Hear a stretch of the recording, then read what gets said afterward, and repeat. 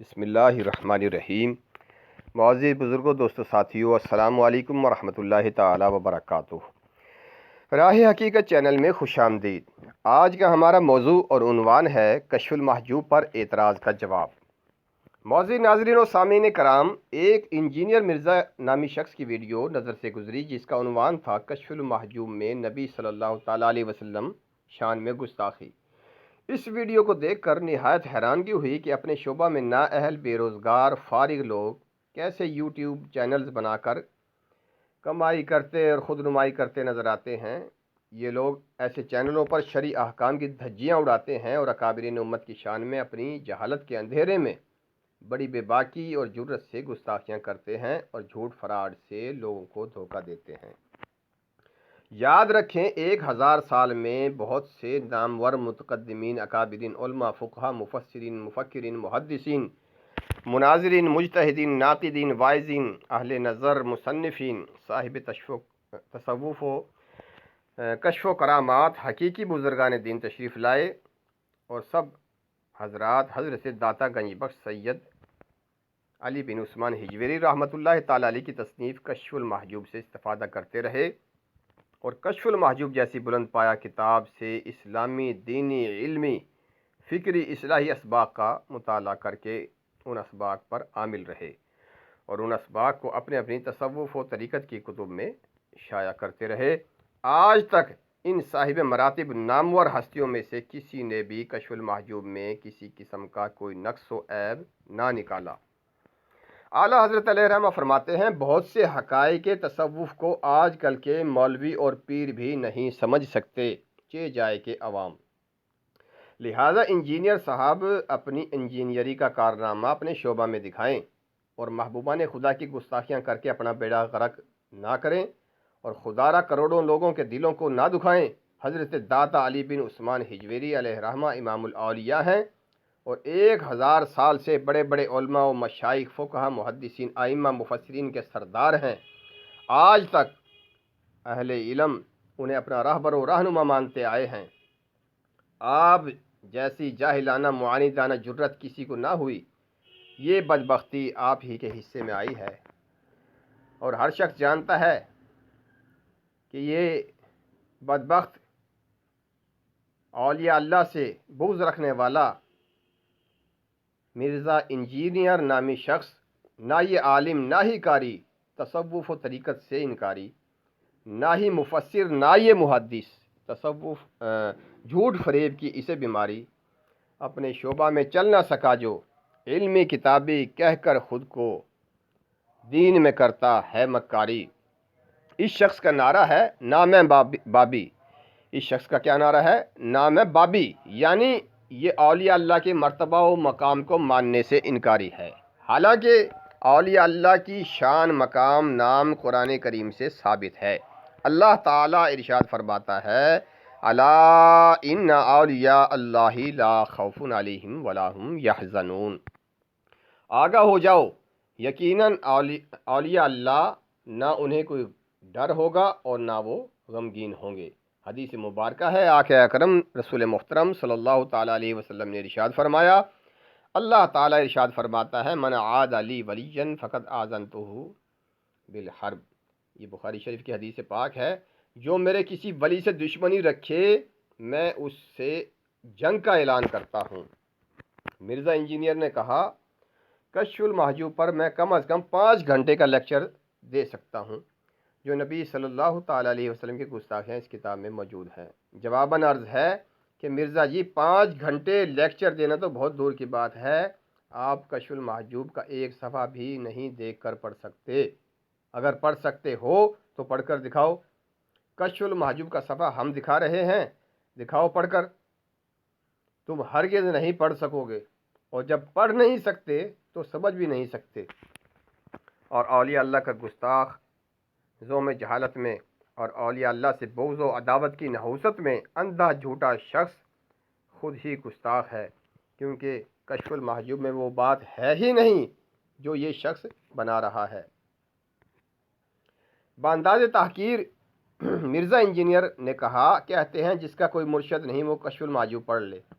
جواباً عرض ہے کہ یہ قول کسی عام شخص کا نہیں بلکہ صاحب علم و عرفاں، حامل شریعت، عامل طریقت حضرت خواجہ نظام الدین اولیاء رضی اللہ تعالیٰ عنہ کا یہ ارشاد گرامی ہے۔ وہ فرماتے ہیں اگر کسی کا پیر نہ ہو تو ایسا شخص جب اس کتاب یعنی کشف المحجوب کا مطالعہ کرے گا تو اس کو پیر کامل مل جائے گا۔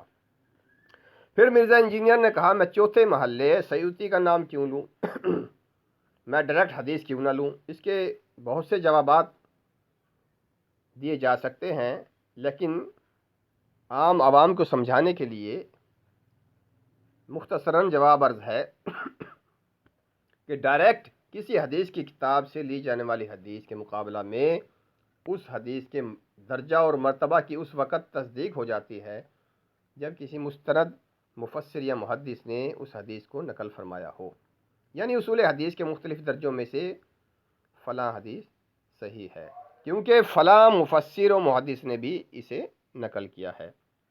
اس طرح حدیث کی سند کا شک و شبہ دور ہو جاتا ہے، اس لیے کسی مستند محدث کی نقل کردہ حدیث کو لیا جاتا ہے۔ پھر مرزا انجینئر نے کہا نبی صلی اللہ تعالیٰ علیہ وسلم کے بارے میں جھوٹا واقعہ زید بن حارثہ کی بیوی والا سیدہ زینب کے بارے میں جو ہے جواباً عرض ہے کہ جھوٹا واقعہ تم نے گھڑا اور تم جیسے جاہلوں نے بنایا ہے۔ حقیقت یہ ہے کہ صحیح واقعہ سید المفسرین حضرت عبداللہ بن عباس رضی اللہ تعالیٰ عنہما نے تفسیر ابن عباس پارہ نمبر 22 سورۃ الاحزاب آیت نمبر 36 تا 39 کے تحت لکھا، اور اسی طرح متعدد تفاسیر میں اور کتب سیرت میں موجود ہے، اور حضرت شیخ عبدالحق محدث دہلوی رحمۃ اللہ تعالیٰ علیہ نے مدارج النبوہ جلد دوم میں مدلل طور پر اس واقعہ کو تحریر فرمایا ہے۔ ہم اس واقعہ کو پارٹ 2 میں پیش کریں گے۔ اور پیر کرم شاہ کا کوئی فتویٰ داتا صاحب علیہ رحمہ کے خلاف ہرگز نہیں ہے۔ انہوں نے لکھا ہے کہ اس طرح کے واقعات غیر مسلموں نے گھڑے ہیں، دیکھیے ضیاء القرآن، سارا واقعہ انہوں نے لکھا ہے، اور اس واقعہ کو غیر مسلموں کا گھڑا ہوا، اس واقعہ کو غیر مسلموں کا گھڑا ہوا کہا ہے، جبکہ داتا صاحب رحمۃ اللہ تعالیٰ علیہ نے ضیاء القرآن میں لکھے ہوئے واقعہ کی طرح لکھا ہی نہیں۔ یہ سارا مرزا انجینئر کا جھوٹ اور اولیاء اللہ سے بغض ہے۔ ہم آپ کو دکھا رہے ہیں ضیاء القرآن میں لکھا گیا بقول پیر کرم شاہ صاحب غیر مسلموں کا گھڑا ہوا واقعہ، اور داتا صاحب علیہ رحمہ کا کشف المحجوب میں لکھا ہوا جملہ، دونوں حوالہ جات کے صفحات دیکھ کر خود فیصلہ فرما سکتے ہیں۔ ابن کثیر قرطبی نے بھی غیر مسلموں کے گھڑے ہوئے واقعہ کا رد کیا ہے، جبکہ داتا صاحب نے تو اس طرح وہ واقعہ لکھا ہی نہیں۔ دیکھیے کشف المحجوب۔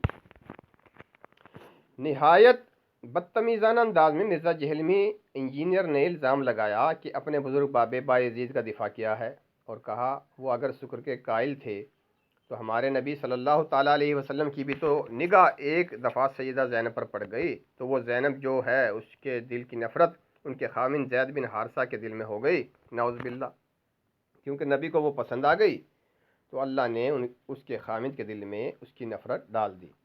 پھر حضور نے خود اس سے شادی کر لی، اتنا بڑا سکینڈل نبی پر باندھا۔ داؤد علیہ السلام کا بھی لکھا کہ اور یہ جو ان کا صحابی تھا اس کی بیوی سیدنا داؤد علیہ السلام کو پسند آ گئی، انہوں نے اسے جنگ میں آگے بھیج کر قتل کروا دیا اور ان کی بیوی سے خود شادی کر لی۔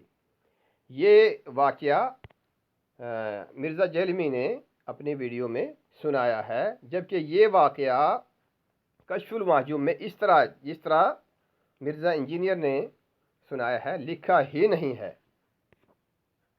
جواباً ہم یہ بھی عرض کرتے ہیں کہ سکینڈل تو آپ نے گھڑا ہے، آپ جیسے کسی نے بنایا ہے اور الزام داتا صاحب پر لگا دیا۔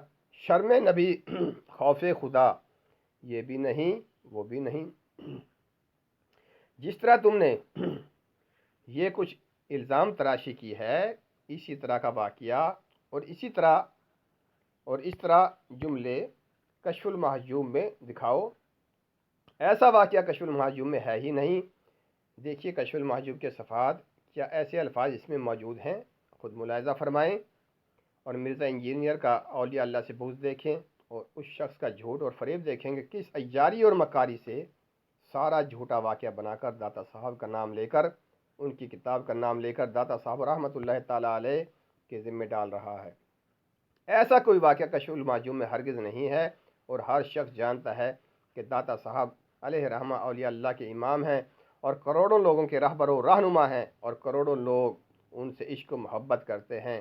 چاند پر تھوکنا اپنے منہ پر تھوکنا ہے۔ مرزا انجینئر کی علمی کتابی مقبولیت کا اندازہ ان کی ویڈیوز دیکھ کر لگائیں کہ ہر ویڈیو میں وہی 4 لوگ بیٹھے نظر آتے ہیں، اور ان 4 میں ایک ان کا والد بھی ہوتا ہے۔ یہ آپ دیکھ سکتے ہیں، مرزا انجینئر نے کشف المحجوب کا صفحہ دکھایا، یہاں 2 جملے ریڈ لائن میں آپ دیکھ سکتے ہیں لکھے ہوئے ہیں۔ کشف المحجوب کا صفحہ مرزا انجینئر نے دکھایا، اور یہ بھی ایک ترجمہ ہم نے کشف المحجوب کا نکالا ہے، اور یہ اصل کشف المحجوب ہے جس کی ایک لائن، صفحہ تو کیا ایک لائن بھی مرزا انجینئر نہیں پڑھ سکتا۔ یہ اس کی علمی کتابی شخصیت ہے۔ پھر یہ سارا واقعہ جو ضیاء القرآن میں انہوں نے دکھایا موجود ہے۔ اولاً تو آپ یہ دیکھیں کہ کہیں پیر کرم شاہ صاحب نے داتا صاحب کا نام بھی نہیں لیا کہ یہ میرا فتویٰ ہے داتا صاحب کے خلاف، کہ داتا صاحب نے کشف المحجوب میں یہ واقعہ لکھا ہے۔ کہاں لکھا ہے ضیاء القرآن میں؟ کہاں لکھا ہے کہ پیر کرم شاہ نے کہا کہ کشف المحجوب میں داتا صاحب نے یہ، جس طرح میں یہ واقعہ لکھ رہا ہوں، یہ کشف المحجوب میں لکھا ہے؟ ہرگز نہیں انہوں نے کہا۔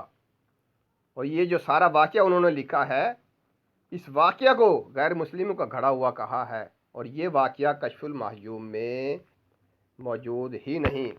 آپ یہ دیکھ سکتے ہیں کشف المحجوب۔ اللہ تبارک و تعالی ہمیں اولیاء اللہ سے بغض رکھنے والوں سے دور رکھے۔ اللہ تبارک و تعالی ہمارے ایمان کی حفاظت فرمائے۔ السلام علیکم ورحمۃ اللہ تعالی وبرکاتہ۔